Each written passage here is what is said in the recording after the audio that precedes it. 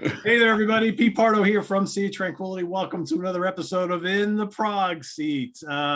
We've got a fun show planned for you today, but first I want to introduce the crew. First of all, our sexy beast himself, Anthony Ferraro. We love him and his wardrobe so much that we all decided to join in on the fun today. So we've got all the way from Scotland, Mr. Stephen Reid. Look at that. Look at that little windbreaker thing he's got going on. We got from New York City, Chuck Alvarez wearing his Mets gear. I love him. Look at that. There you go. Got all the way from Chicago, also in yellow, Mr. Nasser. From upstate New York, Eric Porter. All right. How's that? It's a little yellow. Like a kerchief. I got as close to yellow as I could possibly get. It's kind of like yellow-orange type of thing. That's all that's going to go. You said that's your wife? You sure that's not your daughter? My wife's. It might be my daughter's, actually. Yes. All right. It's a bib. Say your wife is petite. It's a bib. She's much smaller than me. We're the yellow brigade tonight, I guess. See what you started, Anthony? You in that yellow hoodie, man. We all want to join. We all feel left out. We all feel left out. Sexy Anthony. Not anymore, man. Not anymore. This is what happens when you work with a fashion icon. That's right. That's right. So tonight we're going to revisit. I believe this was Eric's idea a month or so ago to do some shows based on bands who had many different lineups. And as we did with the King Crimson episode, our favorite and least favorite lineups tonight is all about Jethro Tull. So we've each picked out our favorite lineup of Jethro Tull and our least favorite lineup of Jethro Tull. We'll do the favorite first, then we'll circle around our least favorite. We're going to go, let's see, we're going to go Stephen, Chuck, Anthony, Lewis, Eric, and myself, and then we'll loop back around and do the least favorite. So Stephen, why don't you kick us off with your favorite Jethro Tull configuration of all time? I'm just going to have to say, I'm going to have to keep hydrated here because I'm currently wearing an outside jacket inside. It also happens to be my partner's jacket, hence why. And Russell for everyone at home. There we go. Sure, you don't want to stand up and model that off? I mean, I don't think anybody wants to see that. To be honest, I don't. That's a very elaborate statement for something that shrunk in the washing. I couldn't do it up. I'm really comfortable this evening. This is really nice.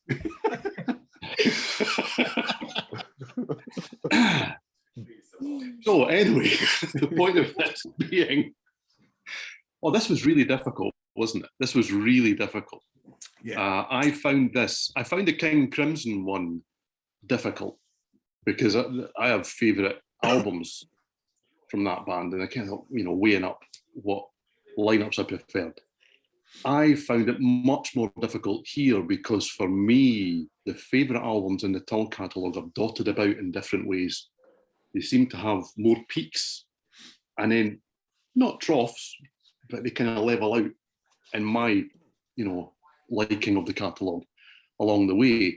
So I ended up kind of making little rules for myself to try and narrow down what I wanted from my Tull lineup. So the first rule that I gave myself was it had to feature Martin Barre. Okay, so it couldn't, to me, be my favourite Tull lineup without Martin Barre. Okay, because although the albums without him at the very start and currently are very good, that's not where my heart resides. I need his guitar sound to say this is the Tull that, lives at my heart. So I kind of looked at that and thought, what's the most consistent lineup that he was in? Well, the most consistent lineup kind of gave you Thick as a Brick, A Passion Play, War Child, Minstrel in the Gallery. So that's obviously Ian Anderson, R, Jeffrey Hammond, Barrymore Barlow, John Evan. However, my second rule was that I really wanted to get Clive Bunker in because I absolutely adore his drumming. Right, I think he's an absolute powerhouse, but I think he's intricate. I think he adds a different flavour. I think it's clear when he's playing that it's him. Live, oh wow, just incredible. To be that good that look like you're about to destroy everything in your path, well, that means you're worth watching too. So that really works for me. So, so recent times, Benefit has probably been my most listened to Tull album. Now, yeah, that's probably because it's the most recent, I think it's still the most recent deluxe edition, and fantastic it is too. Okay, so that kind of took me to the Anderson, Barr, Bunker, Glenn Cornick lineup, so Glenn on bass. However, the third rule... With this band, there's always a however, right? Always the however. Always the however. So the third rule was that I needed to choose the lineup that represented that material the best. Okay, now we've discussed on a variety of different shows. I mean, I've got lots and lots of live albums. I don't necessarily gravitate towards live albums as definitive works. There are certainly some bands where that is undoubtedly true.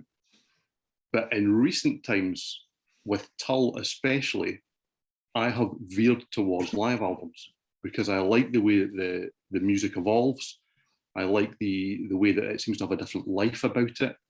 And that has taken me to 1970, because you've got the Isle of Wight album, you've got the Carnegie Hall album, and then from the Benefit Expanded Deluxe Edition, you've got Tanglewood, and you've got the Chicago set.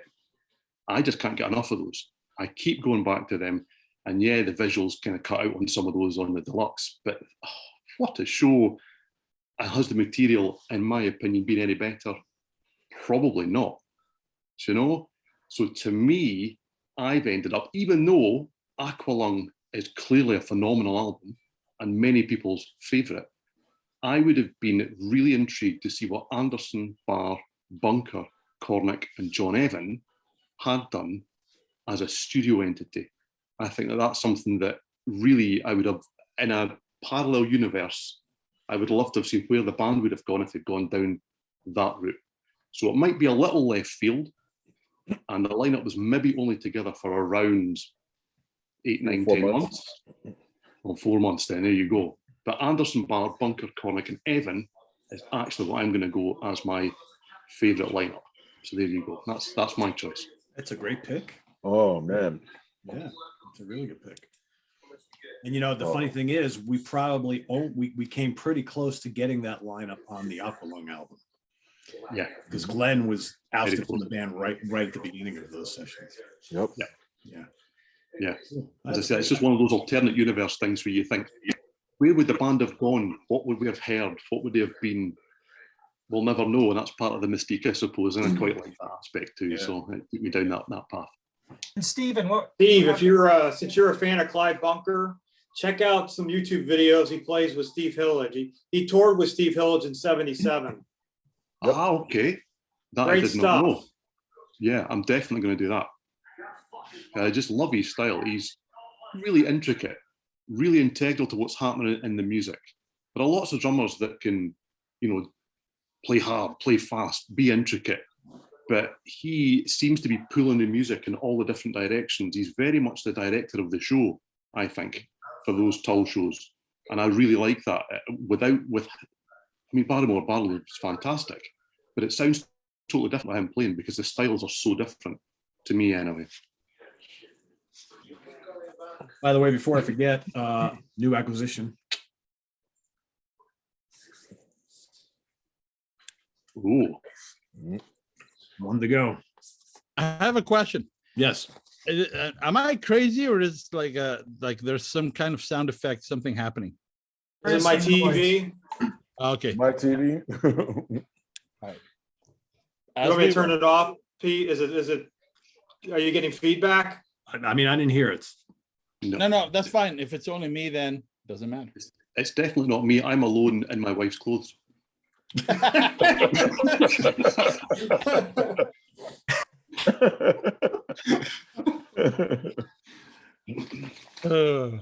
that's what I was waiting for. Look at that.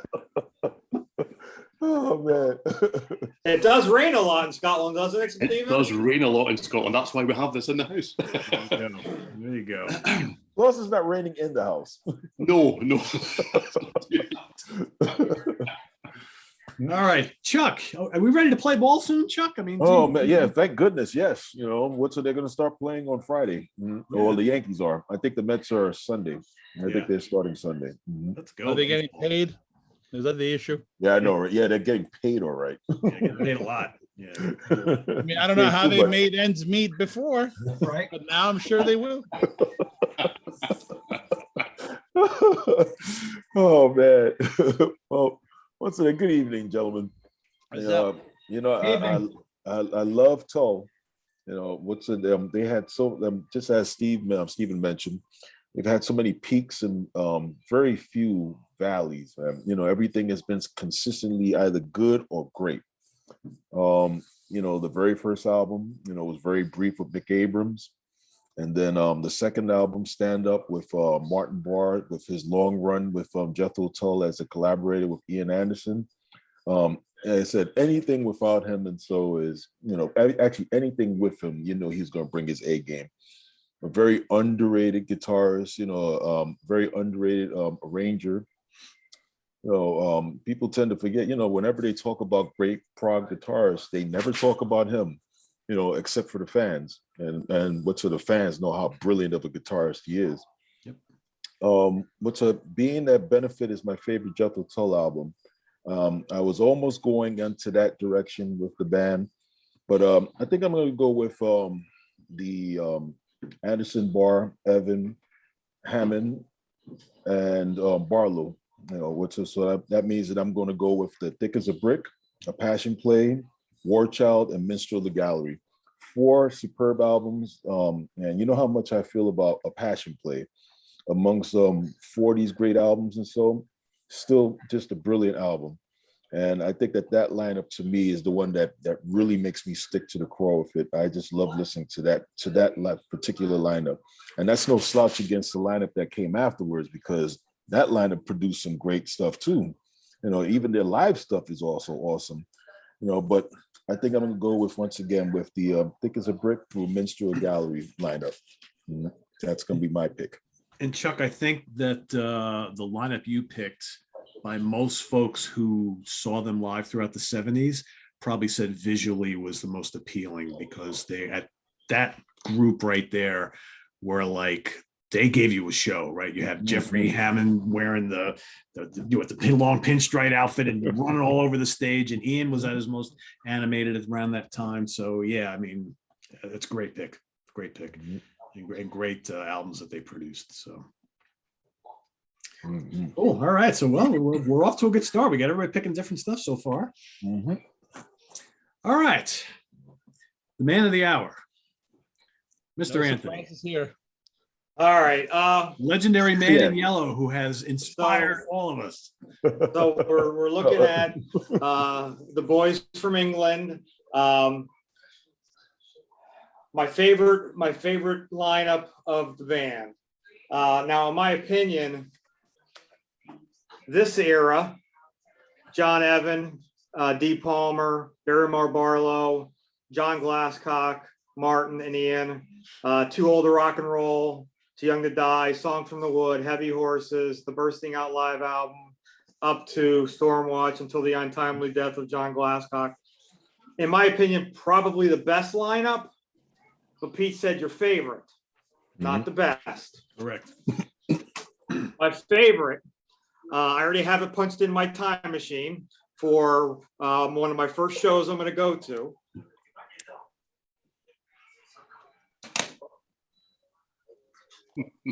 He's got them all. The A lineup. Yes, I know.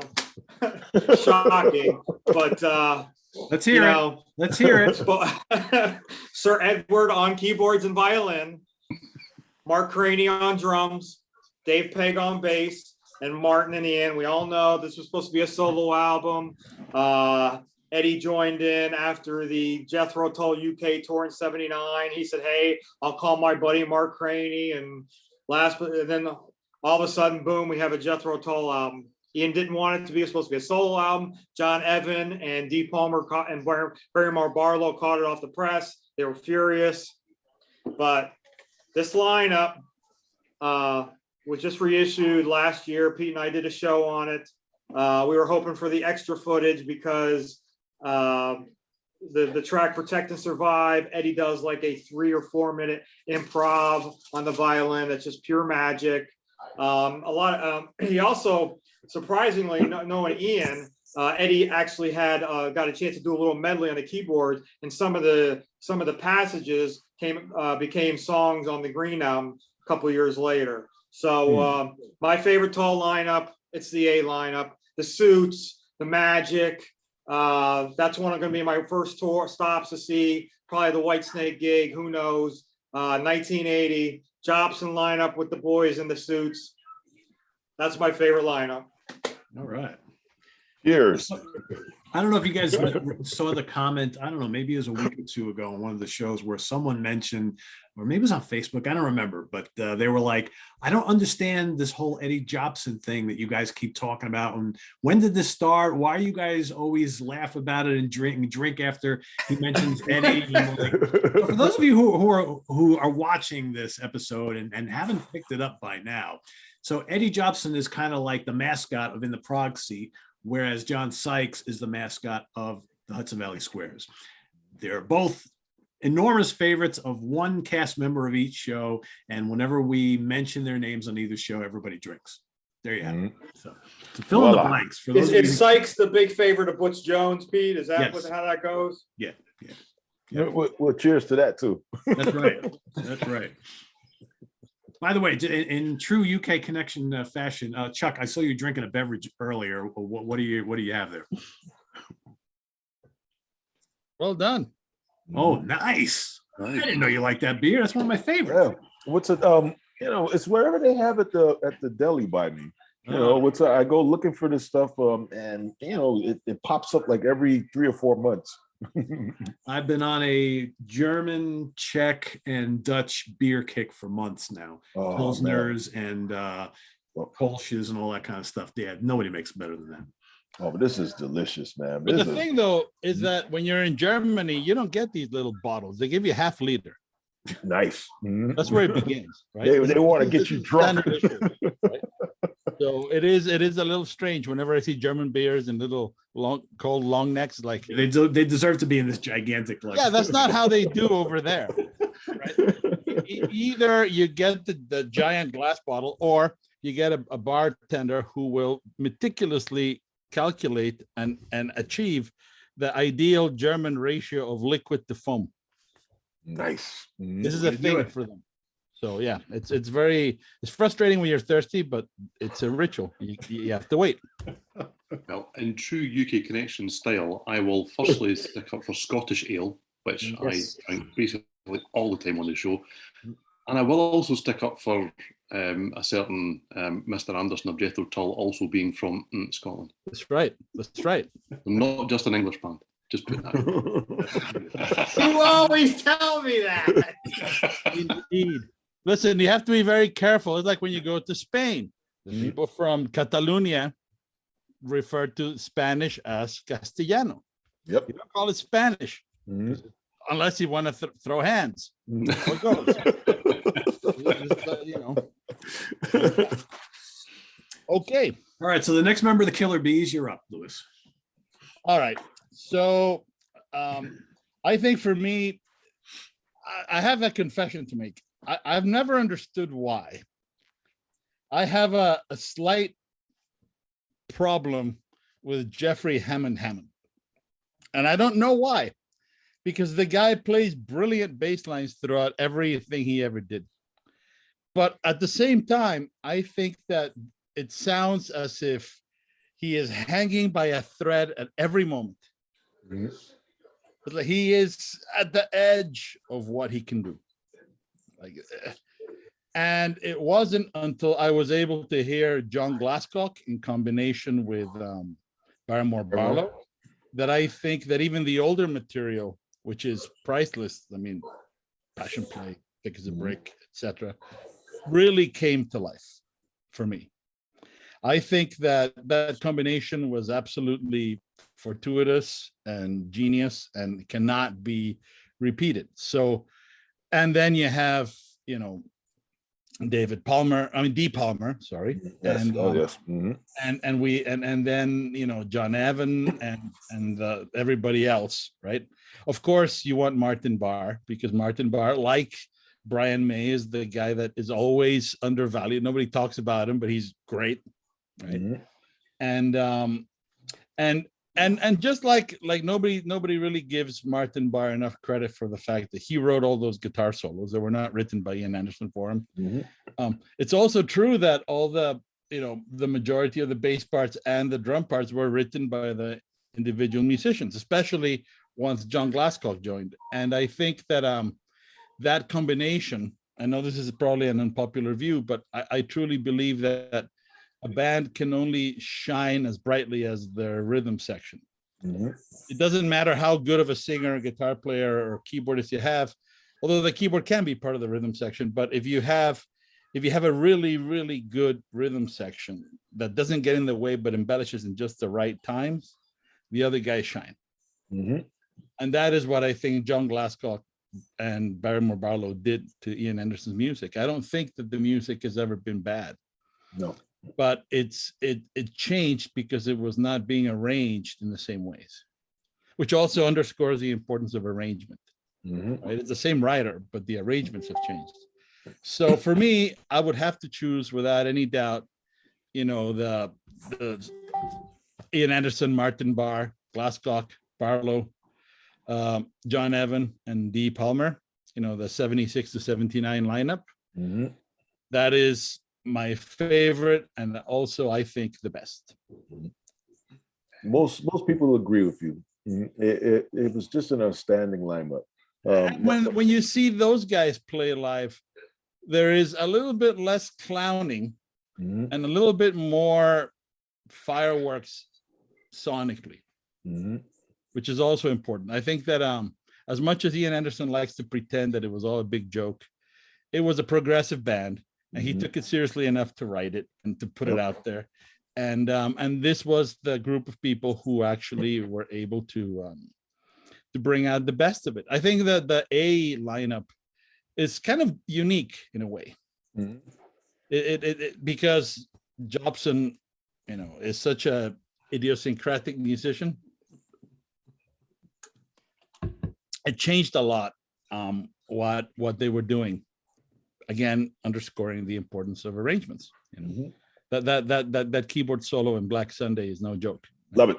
Mhm. So there are many things this guy did that are very much unique and wonderful and not typical of Tull. Mhm. So it's a little bit of an outlier, actually, I would say. But yeah, they've all been great, but that one was special. The 77 to 79, that was. It's interesting what you say about Hammond as well, because he has often kind of joked that he had no intention of being in the band as long as he was. Yeah. Mhm. Yeah, because he just joined because he and Ian. Ian were good friends, and that was pretty much it. He Yeah, basically he was taught just- him how to play bass, right? I mean, Mhm. Yeah, that's it. And he basically always said he was there just to kind of help out and move along. How did I stay so long? I want to give him full credit. I find that there is an innocence to his playing that makes it very unique. Mhm. And quite frankly, some of his parts are just batshit crazy. They come from a guy who is almost like you're watching a cartoon and you're escaping from an avalanche of rocks and trees and things. The guy's just trying to keep alive. That's how it sounds to me. But somehow it works. I cannot fault him. But there is a panic to it. I can't describe it any better way. And when Glasscock joins, all of a sudden, all those notes and some other ones that were not there before that he's able to sort of slide in and out, and it all makes perfect sense. Mhm. So it was really a tragedy that he died the way he did when he did. It was unavoidable given his drinking and his lifestyle, but I really was very impressed. And for me, it was I've spent decades copying a lot of his ideas, right? Just be honest about it. great player. That bass line in Heavy Horses, Louise, is just so tasty. So many. I mean, the bass line in Quiz Kids is something that Yep. most people don't talk about. That's even more impressive. technically. There's so many little things that he did. The way he played when they did little bits and pieces of Minstrel in the Gallery, or even the classics like Thick as a Brick, the way he played those parts is a lot more convincing. And then they were able to throw little hiccups and timing and things, and they all flowed, you know. Mhm. So it's very, very impressive. This is why Tull fucking kick ass and take names. Yeah. Now I'm like Pete, where Pete's always walking around the house humming a Gentle Giant piece. I'm going bam bam da da da da da da da. Yep. Yeah. All right. 4 different picks so far. This is pretty cool. All right, Eric. Well, I want to start off. I don't want to pick or take something away from Pete, but I didn't hear Tony Iommi mentioned yet. So I was wondering. That was 2 weeks. Exactly. He was a member. He was a member. I think it's pretty safe to say I will not be. I love Tony to death, but I won't be picking that line. That won't happen. He and Ian gonna- seem like they're pretty good friends. Still are. Yes. Still are. Mhm. Why not? Invite him in. But that run of the 70s, when you go from Benefit right through Stormwatch, those lineups are incredible. And I think, like Lewis said, you might listen to and pick out different things. You hear different things. But I really liked, as much as I like John Evan, I really liked what Dee Palmer brought in as well. I know he did a lot with the orchestration, working with Ian on that stuff. But those lineups, it's really hard to pick because you are thinking about my favorite, and I didn't see any of these lineups. So that was kind of the other thing too. I never got to see them live. Like Steven said, I do have some live stuff. But to go through this and think about what your favorite is, and then think about what your favorite lineup is. I love seeing those 2 keyboard players together. And I don't need to go into what Lewis talked about with John Glasscock. To me, it's a huge difference. And even the bass sound, his sound, which I know Distinctive. Lewis, he has such a distinctive bass sound. And him and Barlow together are just, they lock and they groove, but they're heavy, they're intricate. So to me, that lineup of John Evan with Dee Palmer, Barrymore Barlow, John Glasscock, Pete and I are seeing Martin Barr in a week, so that's going to be an enjoyable one. And obviously Ian Anderson. So that was a string of albums, I think, starting with Too Old to Rock and Roll through. And I think Ian Anderson, right, he played some bass on Stormwatch when Glasscock got sick. He was sick. But that run, that lineup to me was just, I love that lineup. I absolutely love them. And I think, like Lewis mentioned, when you hear them play music that they weren't part of, or some of those guys weren't part of, because I know Barrymore Barlow was in there for a while, they bring something to that. And I think even the lineups that go through the 80s, he's always had great musicians. That lineup always, I like their versions of those songs the best of any lineups I've heard. So that's what I'm going with. You know, Eric, I don't know if you dig on YouTube, there are some videos about the making of Stormwatch. And they have video of Ian Anderson recording in his home studio, Dark Ages and some other things. And there's a lot of footage of Dee Palmer talking about how he had to listen to the demos and transcribe them so he could give parts to everybody. And he also did a lot of arranging. I think that is also in today's incarnation sorely missed. Yeah. Because Dee is a brilliant musical mind. And had that gift for, I mean, orchestration is really about also picking out which note is which instrument going to play. I mean, theoretically, you can decide they fit, but not quite, because the timbres are different. And this guy could really assign them in a genius way. So that's another thing that I find I miss. And that's why some of the latter day records, which are brilliant, could have been even, this is the thing that always pisses me off, they could have been even better. Right. Right. Because the songwriting was there, but the arrangement was not. Right? Yeah. Great. Great. Yeah. All right, for mine, so it literally came down to 3 lineups for me. And it's all ones that have been spoken about already today. And then I narrowed it down to 2. and it was basically the early 70s lineup with Martin, Ian, Jeffrey, Barrymore, and who am I missing there? And John Evans, or the lineup you two guys just talked about. And again, I didn't see any of them live, right? I just have the albums and the live clips I've seen. The albums are all amazing. It's hard for me to choose between them. I think I might actually favor some of the earlier albums a little bit more, just because they're my favorites.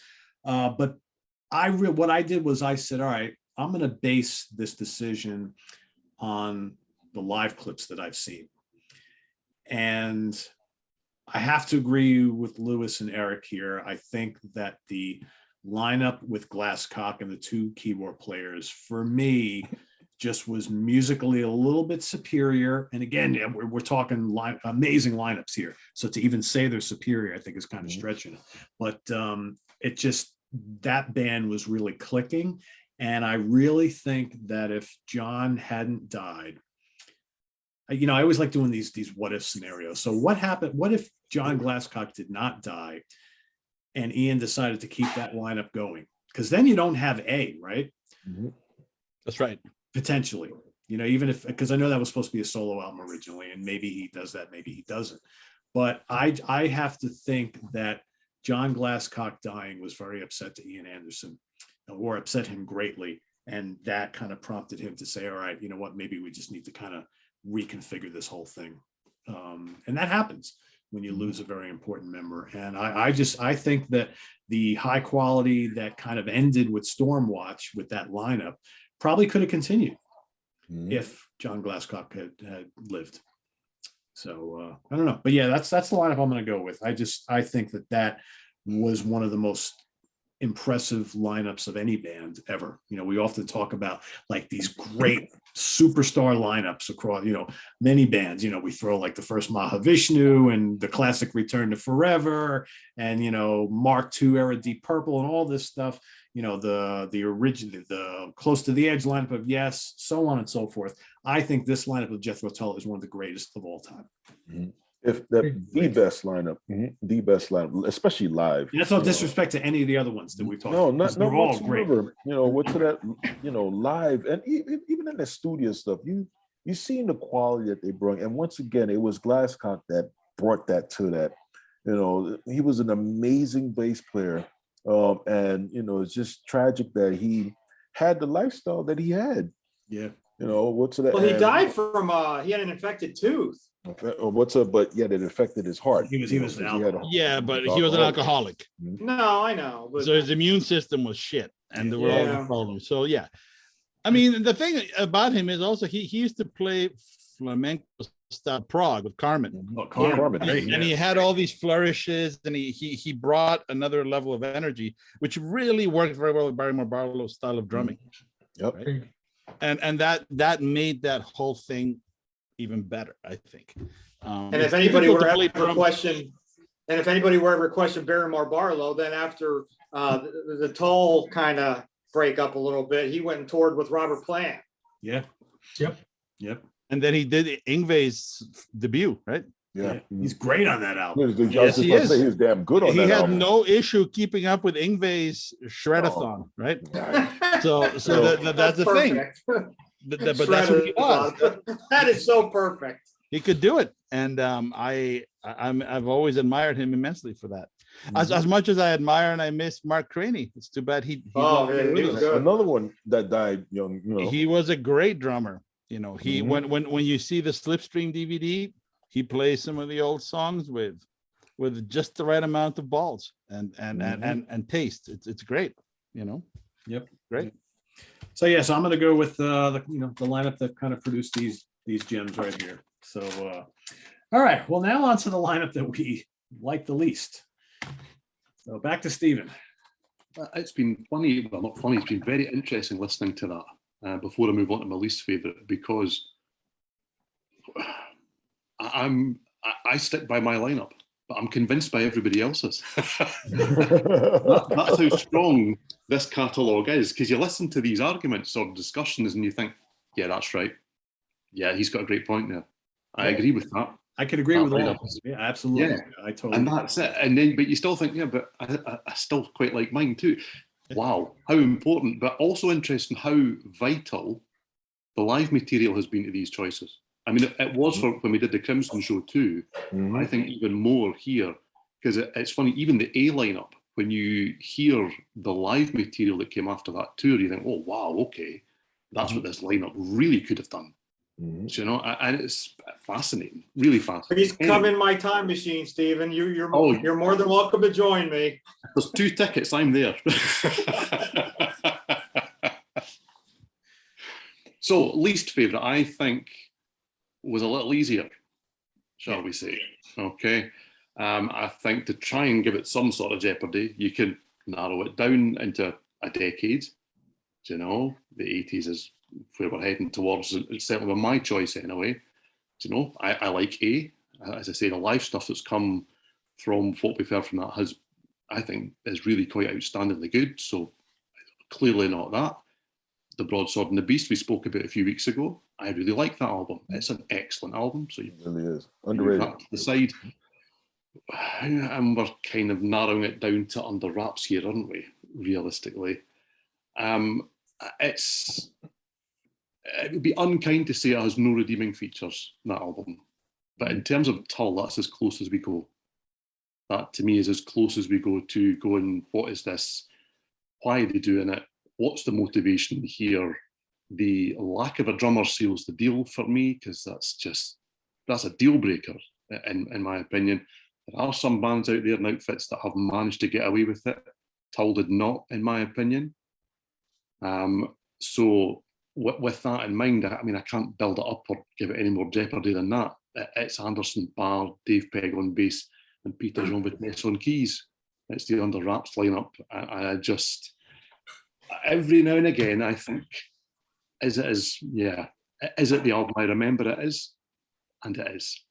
You know, there are plenty of poorer albums out there where you put them on and you go, oh, actually, maybe this song or maybe that little passage, but I put on Under Wraps and just think it should have been kept under wraps. It's such an aptly titled album that there you go. So yeah, Anderson, Barr, Pegg, and Jean Vitesse. That's my lineup for this. So yeah, a much easier task, unfortunately, to choose, or fortunately, to choose my least favourite lineup. No science involved. Just don't like the output.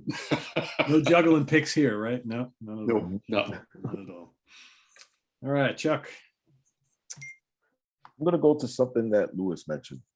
Lewis mentioned that, you know, having a strong lineup and a strong arranger like Dee Palmer, you know, that was able to fit parts with everyone.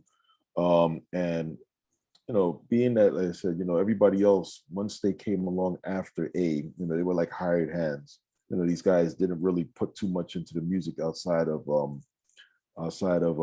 Martin Barr. I'm gonna go second with Under Wraps. You know, it's an album that I bought like a few weeks after it came out, and I still can't get into that album. You know, that's the album that really is a stinker in this entire lineup. You know, normally I like stuff afterwards, love stuff beforehand, but that album just seems to not do anything for me. You know, it just sounds dated. You know, it sounds uninspired. You know, surprised that an album like that really did come out. You know, he was wishing that it could have been better, but Under Wraps, that lineup, man, that album, just put it to the side. That's my take. Yep. Okay. Anthony.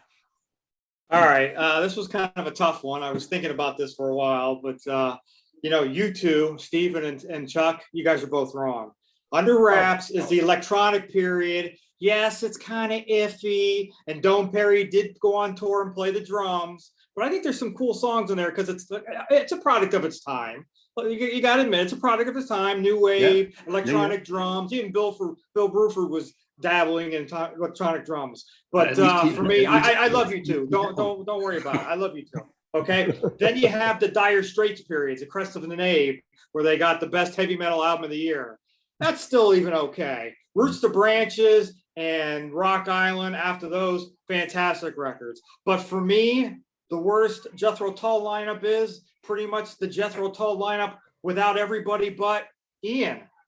The new album, the Zilot Genie, Ian and the Hired Guns, and any band that Martin Barr's in the band from '68 to 2003. Now it's just Ian and the Hired Guns, and I tried to be open-minded, and I streamed some of it, and it's not for me. To me, it's the worst lineup. Wow. Everything from Under Wraps and Roots to Branch is a masterpiece in my opinion. Saw the tour twice. Crest of a Knave has always been kind of sketchy for me because I always thought it was the Dire Straits period. But for me, this new album, it's not Jethro Tull. It's Ian and the Hired Guns. That's the worst Jethro Tull lineup. You hear me, Martin? Well, we'll let him know you said that, Anthony. All right. We'll be sure to He do that. held. He held. All right. Okay. Well, here is for me, choosing the worst one was a lot harder actually than the favorite because the quality is so high, right? I will say that in my mind, at least, there is a distinction between the guys that made the album and the lineup that presented that music to the public, because the lineup that presented that music to the public included Dwayne Perry, and Dwayne Perry is a kick-ass drummer. Badass. Mhm. So I think the reason, not to keep harping on this, but the reason Under Wraps is so universally reviled, in part has to do with the fact that it has no drummer, and it has very unpopular opinion, but it's my specialty, so I don't give a shit. A band is only as good as their drummer. Mhm. Let me repeat that. Yep. Sorry to the guitarists and the singers. And a band is only as good as the drummer. And a good bass player understands that and does what has to be done to make that work, right? So if you have the Stones to put out a record of that kind of music with that brand, and your first name is not Frank and your last name is not Zappa, you should not have used the drum sequencer for that album. Worst comes to worst, call your buddy Phil Collins and have him play on it. and that as he did for some of the Broadsword stuff, which was actually pretty good if you've seen those shows. They're not bad. But he did a couple of live shows with them in some early 80s, right before that. So I don't hate that record, and I've been on record saying this for years because I've heard them play it as a band in the, I love David Pegg. David Pegg is a phenomenal musician. Great bass. Yep. Great bass. Both player. with Tull and with Fairport Convention. That guy's great. And I love those songs because I've heard them executed by humans on acoustic instruments by Jethro Tull. And they're great. They're great songs. So I can't hate it. I can hate the record, and I can say that was just a really poor decision, right? To do that. Just like Walk Into Light. It has that kind of, but for some reason it seems like Ian Anderson reserved the stronger material for the Walk Into Light. If you really listen to them side by side, the better songs, the ones that should have been in the Tull record, are in Walk Into Light. Yep. He pulled the Pete Townsend and he put all the cool stuff in Empty Glass, and then he siphoned off all the B sides into the Who, right? So I think that I can't hate that lineup. Now, it's not my favorite, and it's not the worst one. I think, sadly, the worst one that I've seen have nothing to do with the other cast members. It has to do with the fact that Ian Anderson has a lot of difficulty singing, right? And when I see them live over the last few years, it is very hard to watch. A man who I deeply admire, right? To watch him tippy-toe trying to reach the notes as if you're gonna somehow magically pluck him from thin air. It hurts, man. It fucking hurts at a bone marrow level to watch this hero of mine caged by his ego. Because he could very easily. I don't think I'm out of bounds when I say I think his flute playing has never been better than it is today.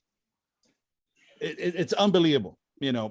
and if you see all the solo thing, like the Secret Language of Birds and those shows when he went that, incredible, right? But dude, why are you singing?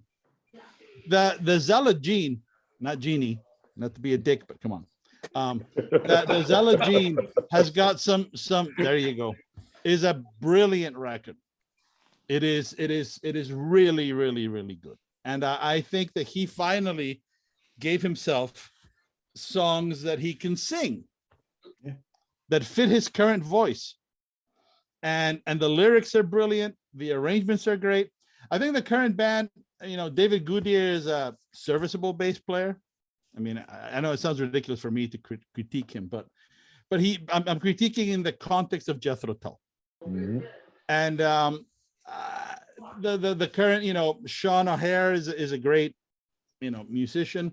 His only flaw, I think, as Winston Churchill is said to have said, I don't know if this is true, the way you define a gentleman is if he knows how to play the accordion and doesn't. And I think that I find that it's a little too accordion happy for my particular taste. But then again, I love Alec K. Redfern and the Eyesores. They're fantastic, and it's all accordion show, right? So I find that when I see that lineup, the last time I saw them, they played here in Chicago, it was still under the Ian Anderson billing. Everything was watered down, the tempos were slow, and it was just painful to watch this poor guy sing. So I would have to say that not the current lineup, but the one before the current one, where they had some guy drumming with them who was just reading off charts. So talk about phoning it in, right? And they were playing very, very mellow. It was almost like a Muzak version of Tull. And that hurt me, right? And it didn't offend me, of course. It just hurt me because this is a band that to me is of extreme importance, musically and emotionally and in every way. So I thought, they're doing the best they can with the direction they're getting. But now Ian Anderson has every decision he makes, right? So then that is never a good idea, because it's often helpful to have somebody who knows you and trusts you tell you you're being an idiot, and to But you just got push rid of you, and challenge you. Maybe you're not being an idiot, but it's good to have somebody challenge you, I find. And I think that this is what's lacking. Somehow, I think because there is an urgency, because he's ill, because he feels time is running out, this last record is fucking deadly good, in my opinion. But the live, and I would love to see them if they come around for those reasons. I'm going to put aside the fact that I know he can't really sing the old stuff. I secretly wish they would just play instrumental versions of all of those songs and just be done with it. Like, just fucking nail them, destroy them as you know how. You don't have to pretend to sing them. I don't like that. Give It's them better to messages, just, I'm just being very frank. So I would say the lineup prior to the Zealot Gene that I saw live they were not selling me on the music. And that happened around, I want to say, around 2011 or so. So it was John O'Hara, but it was a different drummer. It wasn't Dwayne Perry anymore. There was no Martin Barr. So it was really That was Florian on guitar. Florian, I forget his last name. Yeah. Opale. Yeah, Opale. Right. Yeah, that was the guy. So was And, that the Thick as a Brick 2 tour? Because I saw that one. I think that's the last time I saw them. Yeah, but for that one, they did have a singer, right? They hired a singer. And he was for some of the fine. parts. He was He was fine. fine. Yeah. This is my point. There's it's a social thing. There's such an overvalued perception of singing, right? That either they can't accept that some other guy can sing the part and sing it right, in the right timbre, the right register, give it and have the guys who can do the other parts do them and do them well. That's kind of the thing. I don't care that he's an older person. I respect him immensely as a human being. I just wish that he didn't put himself in. He painted himself into that corner for so many years, right? So I don't even resent that Martin Barr is not there, because Martin Barr is doing his own thing, and kudos to doing it him because well. he's very much entertaining in his own right, and he has And doing every it well. Mhm. he has my admiration in other ways. But yeah, I didn't like the music Tull. I didn't like that. That was no fun. So that would be my least favorite. You know, Okay. regrettably, and it's nothing personal with these guys. I don't know them. They're obviously all professionals, but they just didn't do it for me. They didn't have the fire and the playfulness that you expect out of Jethro Tull. They just did not, you know. And again, it says Jethro Tull on the ticket, so you got to play up to that standard, right? You just have to. All right, Eric. I'm going to take something that Steven said. And again, Jethro Tull is a band to me that I've loved. They're easily a top 10 band for me, if not higher. I listen to them all the time, buying these box sets, been re-listening. And this is a band that has so much unreleased material. It's endless what this band has and what you can listen to. I think for me, when Steven said his lineup had to have Martin Barre in it as his favorite, that's pretty much where I fell in my least favorite. I find it very disappointing he's not there. And I know this stuff happens. I mean, he was in the band for 40 years. So, you know, but to me, he had a personality to his playing that is missing. And I have a different take than Anthony in that I like the new album. I really think it's good. I was actually surprised. I was even on the fence. Do I buy it? Don't I buy it? And I bought, you know, this guy here, even though it was billed as Ian Anderson's Jethro Tull, I have his solo albums. So to me, I was kind of like, and I was actually surprised how much I enjoyed this. But the thing to me is this is a faceless band. I don't have any connection to the band. I'm buying it because it's Ian Anderson. It says Jethro Tull. I do like it. But all these other lineups, even when you got into the 90s and they were kind of going through, I think, Andrew Giddings and keyboards. And they had a couple different, I think Don Perry and David Pegg were there quite a while, but they had a couple different keyboard players. Jonathan Noyce came in after Peggy left. But to me, I just have no connection to this band. I like the record. And again, we're talking about favorite and least favorite lineups. We're not necessarily talking about our favorite records and least favorite records. So to me, it really came down to that, is that I don't know these players. I haven't seen them live. I have no connection other than listening to the album, which I like. But in terms of the lineup, if I went out and saw them live, I wouldn't know who's playing what. I don't know these guys. So to me, the current lineup that released the Zealot Gene or the Zealot Genie, not sure which one, that is my least favorite. All right. So I thought long and hard about this.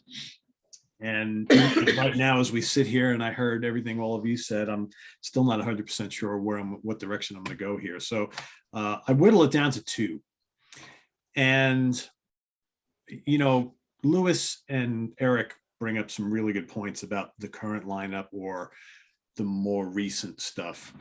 And I decided not to go there because is it Jethro Tull? I mean, I love the new album. I really do. I'm going to reserve my judgment on this lineup because I want to see them live, or at least I want to see the performances.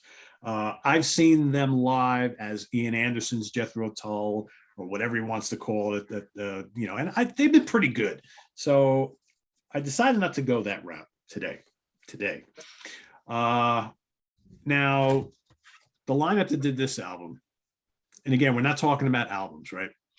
My problem with this album is that there's no real drums, for one.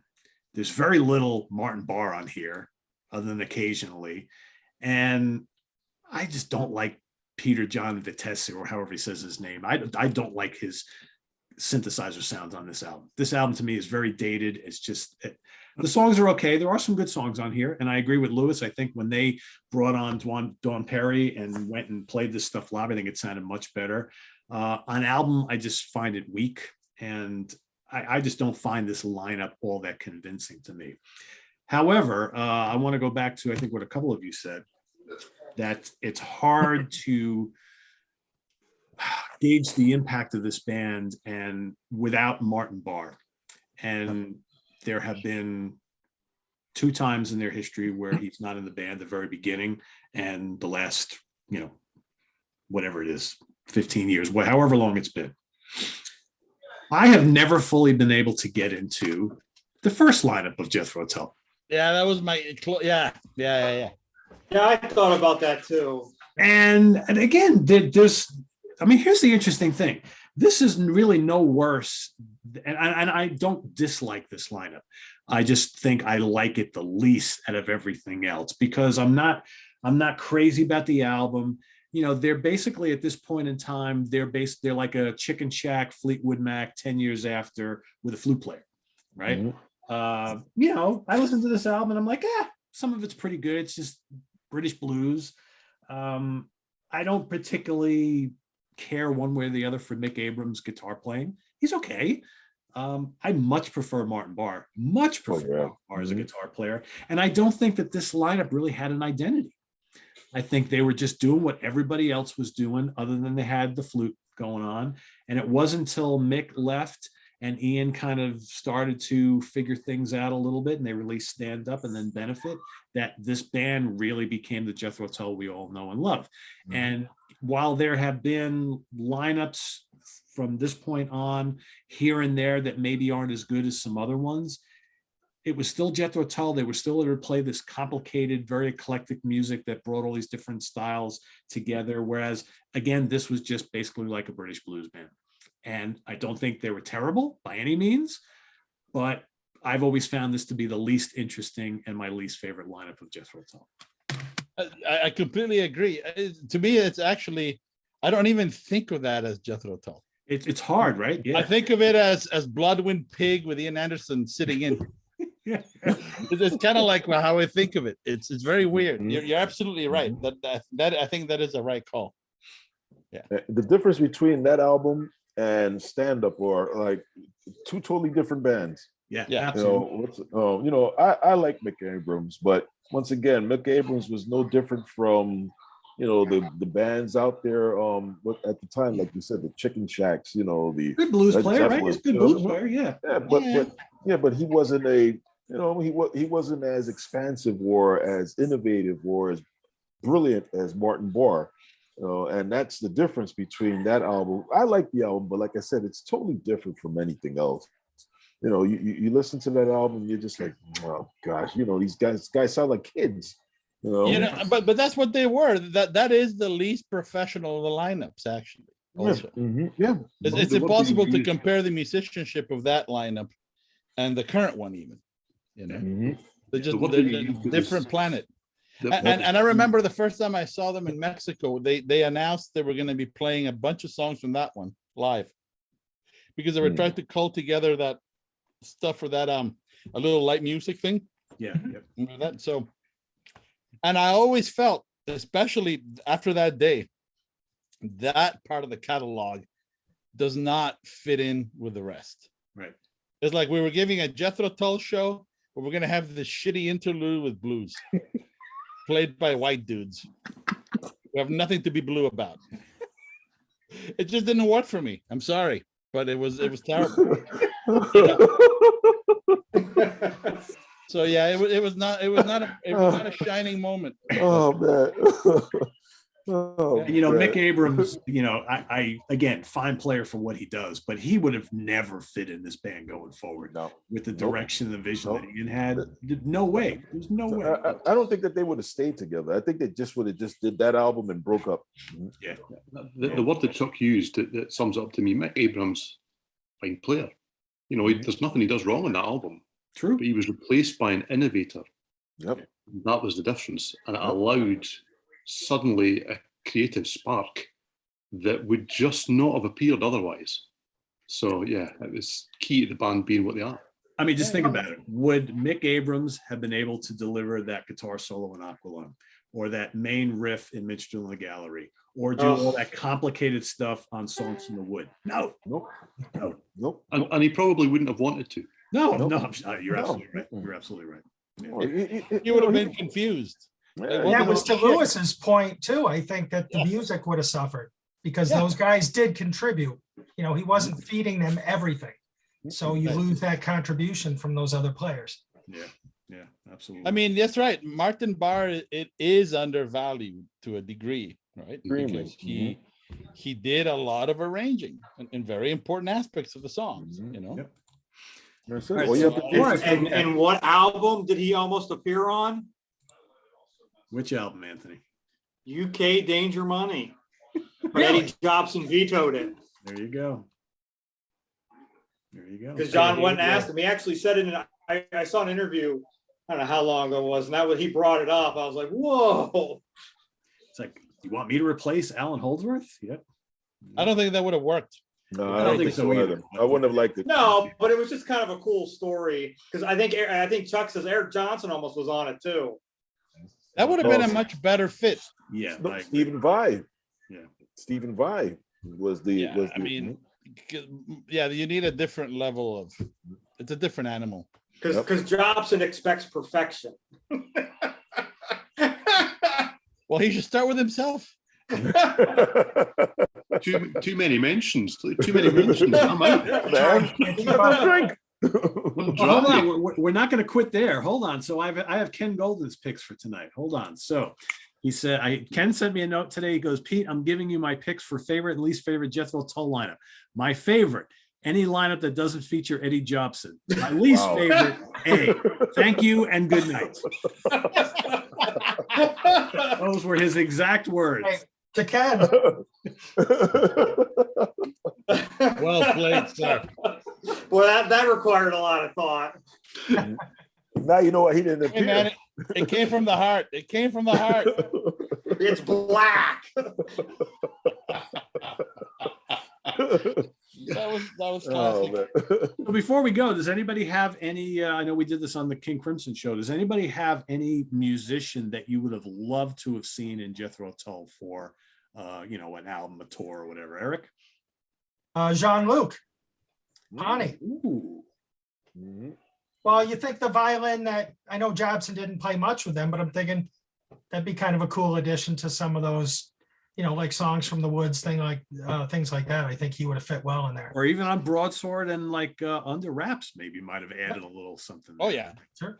If you bring somebody like that, then you can eliminate a little bit of those cheesy keyboards. Yeah. For sure.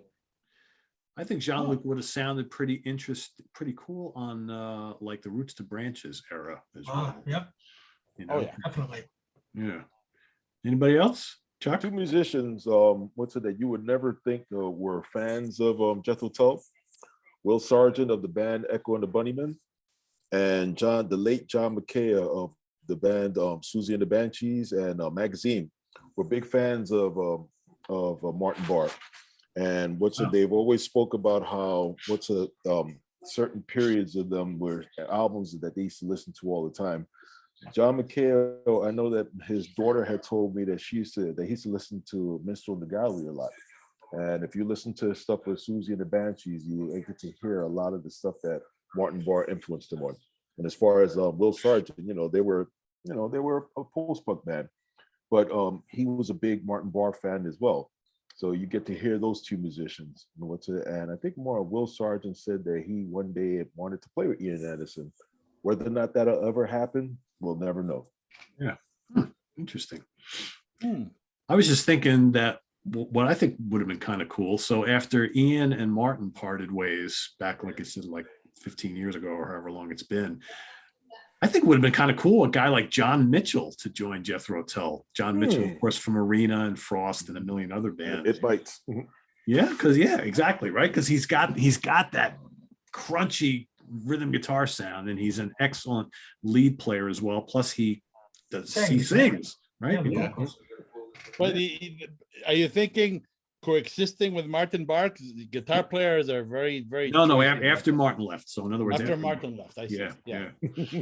Okay. You don't want anybody but Martin in the band if he's there. Yeah, I was thinking what I would have liked, and I saw a couple of YouTube videos of this. It would have been nice around that era around the time when Bruce Dickinson left Iron Maiden. because when he does things like Cross-Eyed Mary and he does them great. Yeah. If he He's a had big just fan. joined them for some touring, that would have really made those shows fun. Yeah. Because he's a fan and Yeah. he understands the nuances of the music as much as Steve Harris and those guys do. So that would have been great Yeah. to see somebody like that singing and letting Ian Anderson do the flute and the one-legged thing, and he's just kind of toying around, bringing some of the fun back. I think that would have been great because you need somebody who has a powerful voice, but who can also just, you know, and he proved he can do that when he did those covers. So I would have liked to have seen that because I'm also a Maidenhead. But the thing about it though is I really enjoyed, you know, I liked a lot, even though the ZZ Top Dire Straits era of the band was a little odd for me. Because you know, Ian Anderson was singing like, you know, Mark Knopfler, and you know, to be fair, Martin Barr was copying a little bit of the Top sound, you know. Yep. So there was a little bit of that action happening in both of them. They both sort of lost their identity for a while. They won their Grammy, and then they said, "Okay, enough of this shit," and they went back to their Back to sound. Tull. You But got, I am I like the only those. one who digs that album? Because I like Christopher Dave. Yeah. I kind of like came Christopher back to them, you know, that was, I think, my last year of college when that came out, or first year I was away or something. First year. Would I I have ended up wanted to hear listening- 2 albums like that? Not really. So I'm glad they went All to right. Rock Island after that. You know, Right, okay. I can't really forgive them for Steel Monkey and the Drum Machine. Okay. But on the other hand, they I like have the a song itself, masterpiece though. like Budapest with a lyric like, "She didn't make love, but she made good sandwich." Come Wow. on. I just gotta you know, it has its moments, right? So I dig the record. You know, I think it was just Yeah. kind of a reintroduction. Farm on the Yeah, it's Freeway is a hard to good listen to them. song. Yep. Yeah, it's not bad, but it was a little off-putting to me that it was like, what's happening here? It does. No, it definitely does. It was You know, almost like a Dire joke. Straits is- yeah. Like, it's- what are they doing? Like, this is it's like, because they're also known for so much humor. I thought this is a joke I'm not getting. Yeah, it was kind of a low joke. Yeah, they just went too deep into that for a while. I'm with you, Eric. I like the album. And I won't apologize for I like Steel Monkey too. So I love Steel Monkey, but I hate the drum part for it. I hate that machine. It's a great song, and it's a lot of fun to play live with a drummer. I wish they played it. In fact, I Yeah. wish they brought it back. There's a great- good show idea, albums that sound like other bands. Right? You got your crest of a name. There you go. There you go. How about a But guy yeah. like Kerry Menier from Gentle Giant replacing Eddie Jobson after he left? Oh man. Good one. Oh, Yeah, he man. brings Gentle some Giant extra were already stuff. broken up by then. So Yep. Mhm. That would have been, or Gary Green replacing Martin. that would work. That Yep, would, Yep. that would work. That would definitely work. yeah. I mean, How about Steve Harris replacing John Glasscock on bass? I don't think that would work at all because that No? guy is all about the Don't hear it. galloping. Yep. Mhm. Don't hear it. A little too I much. don't think it. and the Glasscock was a sound- picker, right? Glasscock was a picker a lot of the Yes. time. Yeah. Mhm. And Okay. Glasscock played, part of his sound came from his Ernie Ball Stingray, that active Yeah. sound. Love those. So he had that little preamp to beef it up. And yeah, I don't think it would work. Plus Harris likes a lot of distortion on his tone. I think Ian Anderson would be like, all right, that needs to stop. And that wouldn't work. I don't think that would work. I think he'd also Plus, I listen think to Steve was what, 20 years old at that time. I don't know if he was. Yeah, I know. I think he'd also listen to the latter day Maiden albums and go, Steve, would you like to stop for a little while? Let other people. Just there are other guys here, by the way. Yes. Yes. Can we play a song now, please? He's, yeah, it would have been hard. Yeah. So there you have it, everybody. Our favorite and least favorite Jethro Tull lineups. Please list yours in the comments below. And this was a lot of fun. We'll have to revisit another band at some point that has had, you know, we have to pick bands that have had many lineup changes, not Many, just yep. 2 or 3, right? So that's always the challenge. But I think Crimson and Jethro Tull have had a ton of them. So Yes. these were kind of easy to do. Zappa. So, what's that, Louis? Zappa. Yes. Oh, Yeah, Yeah. that's gonna happen. Steven, I know Steven wants in on that one, right? I'll sit and look pretty for the whole evening. I mean, no challenge, obviously. As long as Wear you your wear your nice little raincoat. yellow thing there. You, That's right. That's it. Hey, just bring a bigger glass next time. As we go around, you can tell us the next beer you're drinking as we go around. Because you know who was in his band, right, Steven? Just make sure you remember that. Yeah. Went to the school. Eddie calls it, I went to the school of Zappa for a year and a half. Right. He flunked. He did not. He said he actually on a interview with Knife Flight back in '93. Jobson said when he went into it, he says, "I won't quit, and you won't fire. As long as you don't fire me, I won't quit." He and Zappa shook on it. That's right. No, he's Eddie Jobson for a reason. that's right. If you're good enough to be in Zappa's band, that's it, right? End of Yeah, discussion. pretty much. Good enough for anything. End of discussion. That's that. I'm dry, Get gentlemen. the sucks, man. Well, that signals the end of the show. Then we're all out of booze and water and whatever else we got. There's way too many Eddie mentions tonight. So thanks for watching, everybody. Visit us on the web at www.seatranquility.org. We're on Facebook. We're on Twitter. Of course, we're here on YouTube all the damn time. We've got a fun show coming up next week. We're going to be talking about two very, very popular albums that maybe borderline prog, and the folks on the panel are going to be justifying whether they're prog or not. Queen 2 and is it Tommy by the Who? Yes, I believe that's it. Tommy by the Who. Yeah. Yes, so that's coming up next week. So stay tuned for that and a lot more happening here on In the Prog Seat in weeks to come.